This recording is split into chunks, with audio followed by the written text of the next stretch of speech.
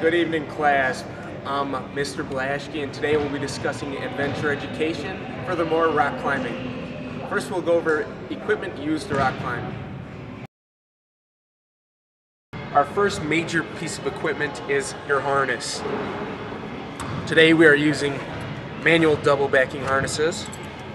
So this means that you actually have to manually put the rope through the harness to effectively lock it. First off, you actually want to slide the rope through the back, making a C shape like that. A visual aid is danger. We at the end want to cover this up. You're going to then slide it through the front. This effectively makes an O shape for open. This means that we've actually closed the harness, but we have not locked it yet.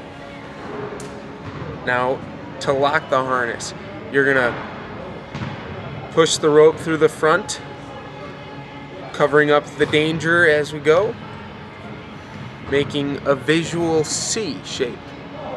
This means that you have effectively locked your harness. Now that we've effectively locked the manual double locking harness, we're going to get into our harness. First, you're going to slide your legs through, and then placing it into the leg hole that is available. Go with the other leg, effectively putting in that leg hole. Then you're going to slide it up. You're going to tighten your harness.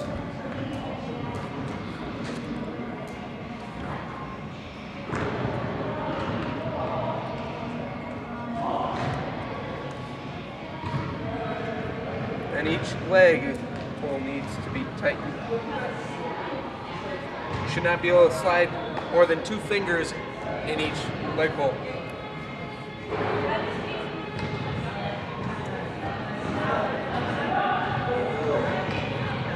This prevents you from slipping out of your harness if you were to fall during a climb. Now I have effectively put on the harness. And now the next piece of equipment we will be going over is the screw locking carabiner. The screw gate locking carabiner. We will be using these while you belay. To effectively know whether or not it is locked, you have to screw it all the way to the top. And a good way to test this is whether you can push it in. This means it's unlocked, unsafe to climb. This means it is safe. Okay, class, this is the belay device and is the main piece of equipment while belaying. Class, you will take a bite of rope. You'll make a bite in the rope like this. You will feed it through one side.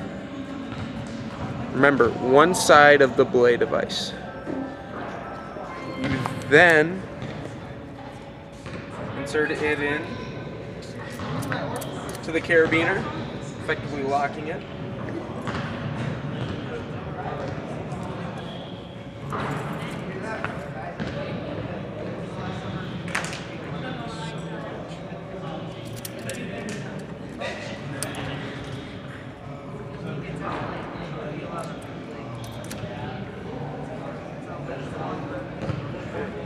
Now we are ready for belay school.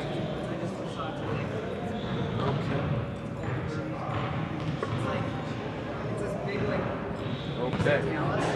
Now for belaying, it's very important that you always keep your dominant hand, or the hand that you have on the bottom of the rope, always attached. So as the slack, as you gain slack, you keep that hand always on the rope, pulling it through with the other hand. But this is always a guider.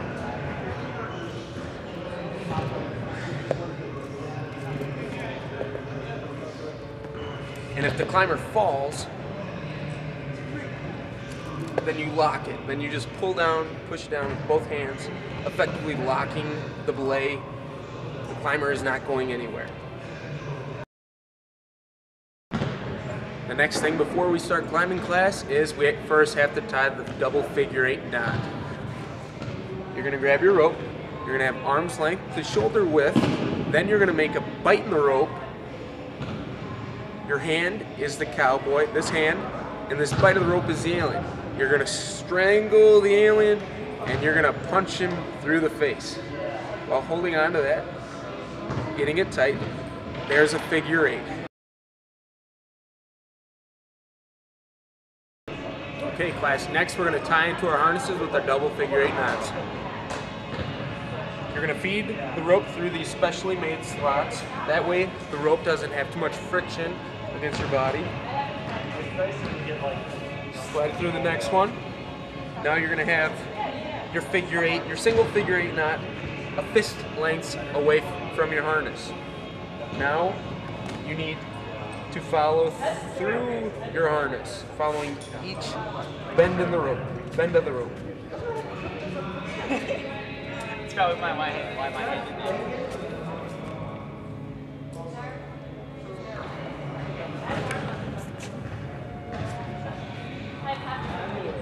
Now remember, keep it clean and always have them parallel to each other. You don't want them overlapping. Feed it through the very end. Pull it tight. Now you have 5 different spots where the rope is meeting.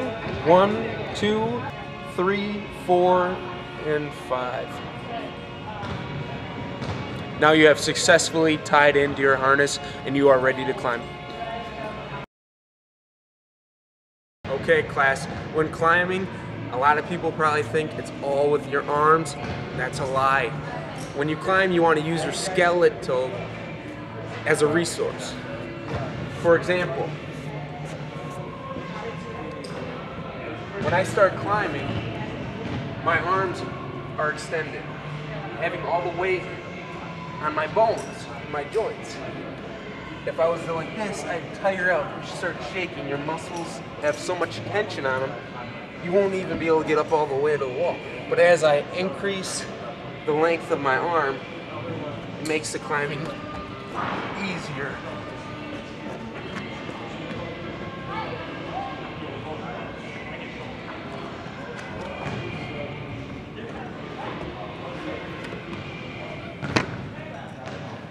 And always keep your hips close to the wall. Like this, it adds to your body weight. If you keep your hips out, it makes it harder. When you keep your hips close to the wall, it allows you to stay closer and takes off less tension from your arms and joints.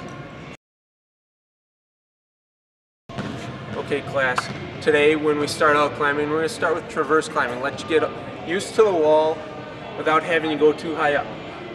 We're going to probably have the max height be 5 feet across the wall, no higher for safety reasons.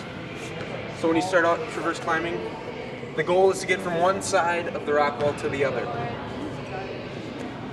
So you want to begin at the edge or the end. Remember, keeping arms straight, hips close to the wall. All you're doing is getting closer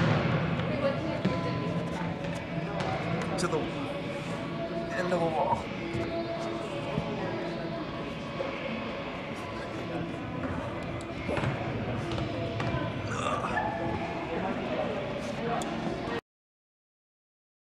Okay, a task extension of climbing with a belayer would be introducing the dino skill, meaning that you're gonna jump to a higher rock with your feet on 2 large footholds, and you're jumping towards a large handhold that is out of reach from your arm.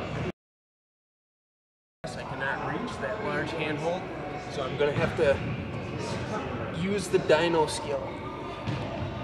So you get in a squat position, it's close to the wall, arm is fully extended, having the tension go on my skeleton. All you're going to do is